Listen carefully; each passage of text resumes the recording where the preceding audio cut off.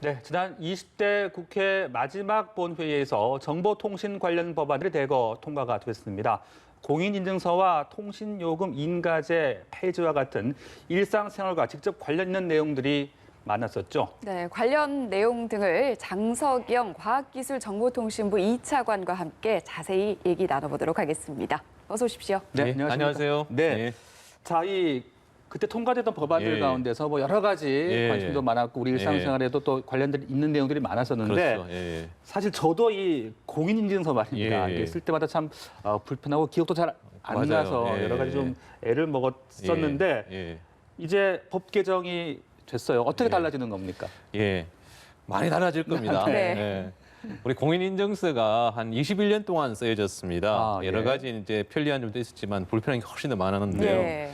크게 이제 한 세 가지 정도 우리가 불편한 걸 생각할 수 있어요.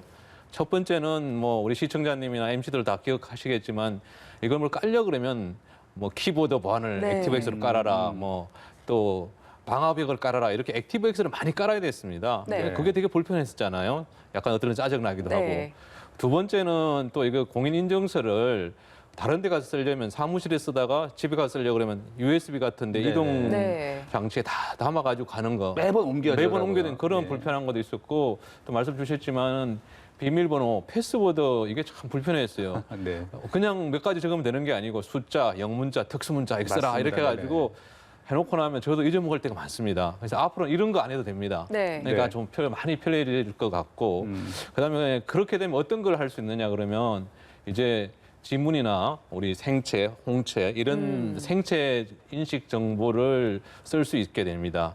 그러면 지문은 우리가 다 외울 필요 없잖아요. 내 지문이건 찍으면 이게 인정이 되는 거니까 네네. 네. 이렇게 이제 편리하게 되면은 여기와 관련된 여러 가지 이제 신산업들이 우리 창의지고 젊은 친구들이 많이 있는데 그런 쪽에 인증과 관련된 그런 산업들도 많이 생길 수 있을 것 같고 더구나 또 이렇게 여러 가지 인증서가 되면 보안이 취약해지는 거 아닌가 이렇게 네. 걱정할 수도 있는데요. 아, 네.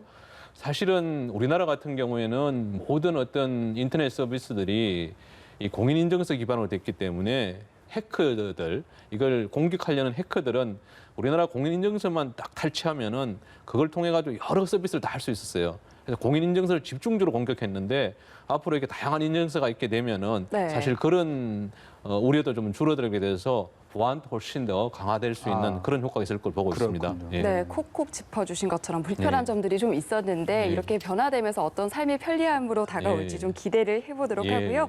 네, 그리고 통신요금 인가제도 신고제로 바뀌었는데 이 부분에 대해서 나오는 우려가 예. 통신요금 오르는 거 아니냐 이런 얘기 많이 맞습니다. 하시잖아요. 예, 예. 이런 얘기들에 대해서 좀 어떤 답변 해주시겠어요? 요금 인가제가 이게 폐지가 되면은 요금 오를 거 아니까 그런 우려들이 있는데 네. 사실 그렇게 우려 안 하셔도 될 것 같아요. 네. 인가제란 거는 기본적으로 이제 통신 요금 중에서 지금까지 두 가지 요금에 대해서만 정부가 인가를 했습니다. 네.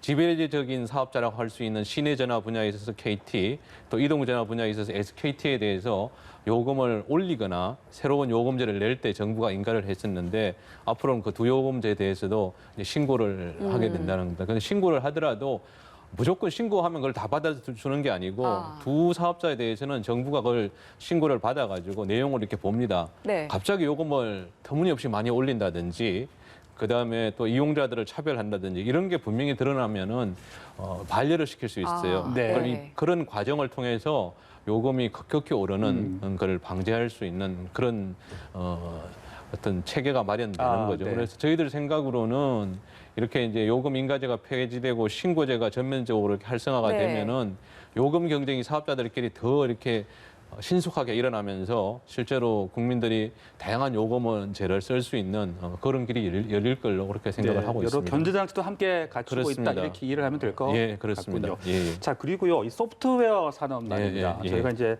소프트웨어라 그러면 겉으로 봤을 땐 상당히 예. 좀 최첨단 같은데 예. 또 이게 내부를 보면은 좀 여러 가지 맞습니다. 열악한 예. 부분들이 많다고 하더라고요. 좀 개선이 되는 겁니까? 그렇습니다. 이번에 이제 소프트웨어 산업법이라고 네. 소프트웨어 분야를 육성하고 진흥하는 그런 법이 20년 만에 전면 개정이 되었습니다.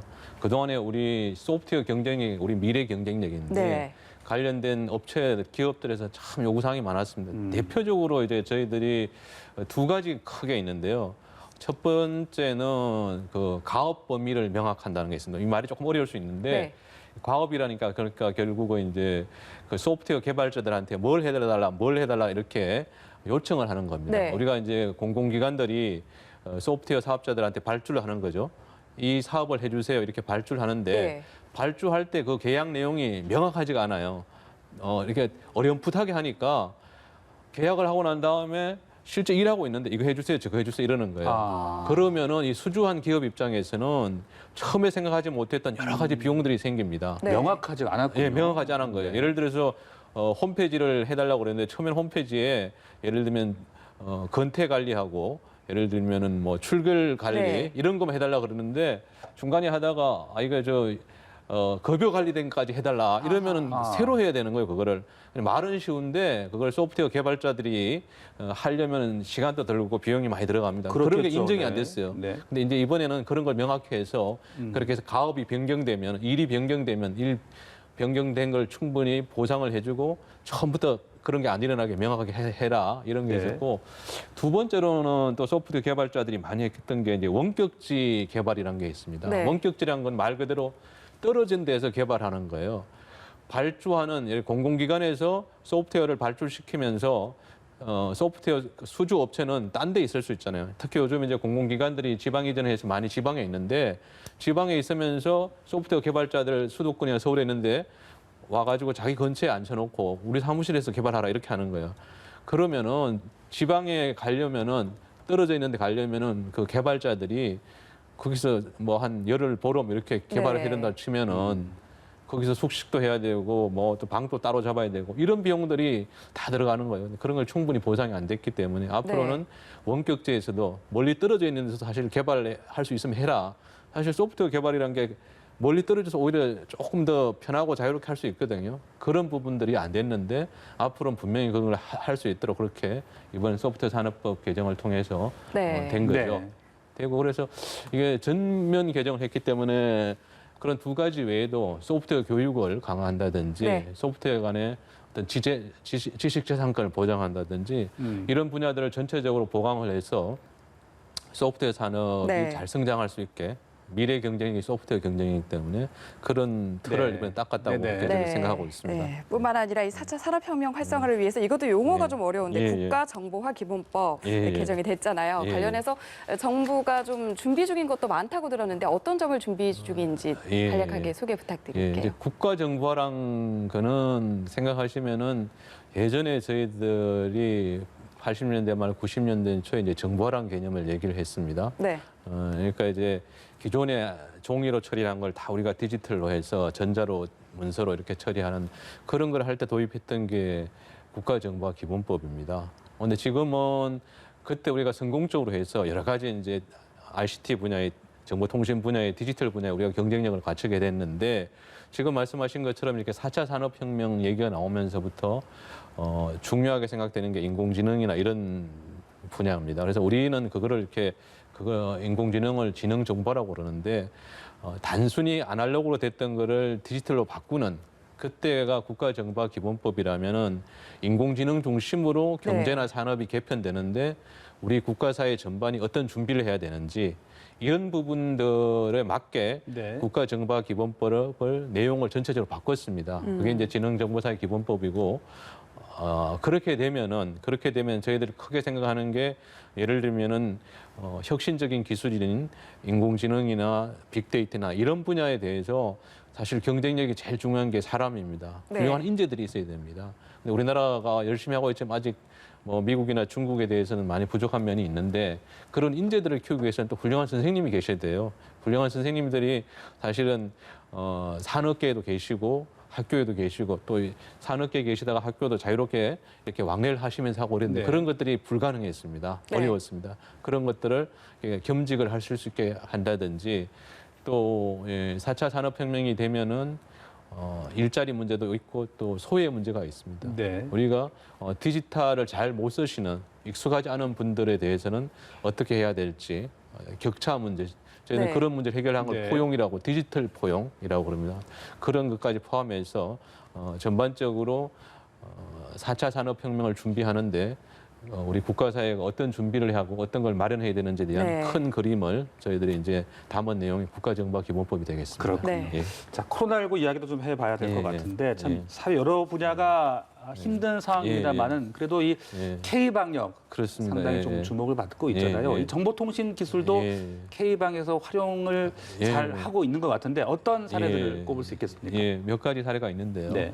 무엇보다 먼저 어제 오늘 거치면서 확진자가 좀 많이 나와서 걱정이 큽니다. 그리고 어제 오늘 그렇긴 하지만 비교적 우리나라가 이렇게 잘 방역을 할 수 있었던 거는 우리 의료 현장에서 고생하시는 의료진들, 간호사님들 또 우리 국민들이 방역 수칙을 잘 지켜서 그래도 이만큼 해왔기 때문에 너무 일단 감사를 드리면서 네. ICT 분야에서도 정보통신 분야에서도 이번 코로나에 좀 적극적인 역할을 하고 있습니다. 대표적으로 한 두 가지 정도 얘기를 들 수가 있습니다. 2월 말일 때 사실 마스크 구하기가 참 하늘의 별따기였습니다. 네. 줄을 서보면서도 우체국에서 마스크를 판다 해서 가봤더니 500m씩 막 비 오는데 우리 시민들이 마스크 사려고 우산 쓰고 있고 그래서 너무 마음이 아팠습니다. 그때 네. 이제 정부에서 국민들에게 그러면은 마스크를 어디 가면 살 수 있는지를 정확하게 알려주자 그런 얘기가 있어서 이제 마스크 네. 앱을 개발하게 되었습니다. 아, 네. 처음에는 마스크 앱을 이거 정부에서 직접 해라. 이거 간단한 건데 못하느냐 이런 얘기도 있었으면 직접 하라는 얘기가 있었는데 박예정 통부에서는 저희들은 정부에서 할 일은 마스크에 관련된 데이터 어디에 가면 얼마나 있다, 몇 개가 팔렸다 이런 네. 정보를 정확하게 민간에게 전달하면은 민간에서는 그 우리 혁신적이고 창의적인 젊은 사람들이 많습니다. 그런 사람들이 여러 가지 특징을 살려서 앱을 개발하는 게 좋겠다 이런 생각을 해서 정부는 데이터를 제공하고 우리 또 포털에서도 클라우드에서도 그런 개발할 수 있는 기능을 제공을 해주고 우리 개발자들 혁신적이고 네. 창의적인 개발자들이 많은 앱을 개발했습니다. 그래서 처음에 초기에 뭐 하루 이틀 정도는 조금 이렇게 불안정한 면도 있었는데 그 다음부터는 3, 4일 지나고부터는 아주 안정이 되면서 국민들이 마스크에 대해서는 좀 신속하고 편리하게 살 수 있게 됐습니다. 그러면서 네네. 전체적으로 마스크에 대한 걱정이 네. 많이 줄어든 게 있었고요. 그다음에 두 번째로 생각할 수 있는 것은 이제 온라인 계약입니다. 일부 이제 등교 계약을 하긴 했지만 온라인 계약을 할 때 사실 온라인 계약이라는 것은 정보통신 인터넷 기반 위에서 이루어지고 있습니다. 네. 우리가 이제 학교를 학생들이 간다 그러면은 실제 세상에서는 학교에 걸어서 간다니 차를 타고 가는데 온라인 세상에서는 학교에 간다 그러면 학생들이 인터넷을 통해서 가는 겁니다. 인터넷에 학생들이 학교에 갈 때 너무 많은 학생들이 인터넷을 쓰고 있으면 이게 용량이 넘기 때문에 네. 인터넷이 막힐 수가 있습니다. 그래서 이게 인터넷 용량이 충분한지를 저희들이 일단 봐야 되는 거고요. 그다음에 이제 인터넷 길을 따라서 학교로 가면은 학교 근처에 가면 예를 들어 톨게이트를 나가는 것처럼 나가야 됩니다. 그러면 그 톨게이트를 나갈 때 학생들이 여기 로긴이라고 그러는데 나갈 수 있는 길이 충분한지 아무리 고속도로가 좋아도 톨게이트가 좁으면 나가기 힘들지 않습니까? 그래서 학교에 나가기 위한 그런 네. 관문이 로그인할 수 있는 게 충분한지. 네. 그다음에 선생님들이 이 학교에 여러 가지 교육 콘텐츠를 많이 올려놨습니다. 네. 그러면 그 선생님이 올려놓은 이 교육 콘텐츠가 충분하게 올릴 수 있는 용량이 되는데 일단 창구라고 치면 창구에 물건을 넣으려면은 네. 창구 용량이 충분해야 되는데 그 서버라고 그럽니다. 우리 인터넷에 네. 보면 이 서버에 충분하게 자료를 올릴 수 있는 만큼 서버 용량이 충분한지 이런 걸 저희들이 네. 박예정 통부가 이제 교육부랑 같이 네네. 협력해서 좀 준비를 했었습니다. 네, 창의적인 정보통신 기술 K방역이 계속해서 적극 활용됐으면 좋겠고요. 네. 끝으로 이 문재인 대통령이 언급한 네. 한국판 뉴딜 네. 계획 정부가 마련 중이실 텐데 다양한 내용이 있겠지만 네, 좀 시간 네. 관계상 핵심 예. 내용만 집약해서 예, 설명 예. 부탁드릴게요. 예. 코로나19로 인해 가지고 경제 위기가 올 거라 그래서 정부의 대응이 필요하다는 건 다 공감하시고 계실 겁니다. 그래서 대통령께서 한국판 뉴딜을 말씀을 주셨고 네. 한국판 뉴딜의 핵심은 기본적으로 일자리를 창출하자. 근데 일자리를 창출할 때 이 창출하는 일자리와 관련된 사업들이 미래의 우리 성장 잠재력을 높이고 우리 경제의 어떤 체질을 개선하는 그런 데 되자는 두 가지가 있습니다. 그래서 기본적으로 이번 한국판 뉴딜에서는 디지털 경쟁력을 키우는 건데 우리 디지털 인프라를 강화하는 거. 아까 전에 말씀드렸지만은 4차 산업혁명 가장 중요한 게 인공지능입니다. 네. 인공지능은 그냥 인공지능이 될 수 있는 게 아니고 데이터를 자기가 학습을 해야 돼요. 근데 일반 데이터는 안 되고 인공지능이 읽을 수 있는 그런 데이터를 만들어줘야 됩니다. 그래서 이번 한국판 뉴딜을 하게 되면은 인공지능이 읽을 수 있는 데이터를 만들어주는 것. 그게 가장 중요하고 그다음 인공지능이 나온 기술들을 예를 들면 제조 공장에 쓴다든지 의료 현장에 쓴다든지 네. 뭐 교통에 쓴다든지 이런 여러 분야를 확산하는 게 중요합니다. 그래서 네. 그런 거 확산하는 게 또 한 가지 중요한 내용이 되겠고 그다음에 아까 전에 말씀 나온 것처럼 비대면 쪽에 뭐 스타트업이나 중소기업들을 키워서 네. 어떻게 비대면을 활성화할 수 있을지 네. 또 거기에 관련된 보완을 어떻게 해야 될지 그런 것이 있고 중요하게 생각하는 것은 아까 전에 말씀드린 것처럼 이렇게 비대면이 일상화되고 디지털이 활성화됐을 때 우리 국민들이 누구나 디지털을 비대면을 잘 쓸 수 있게 격차가 없이 네. 교육도 받고 참여도 해야 됩니다. 그래서 그런 부분 참여와 교육 문제, 디지털에 대한 참여와 교육 문제 이런 부분도 이번에 디지털 한국판 뉴딜을 하게 되면 중요하게 네. 봐야 될 요소로 생각을 하고 있습니다. 알겠습니다. 예. 우리나라의 정보통신 분야에 더 많은 발전 기대를 하겠고요. 차관님도 계속해서 힘써 네네. 주십시오. 예. 네, 예. 고맙습니다. 감사합니다. 그렇습니다. 예.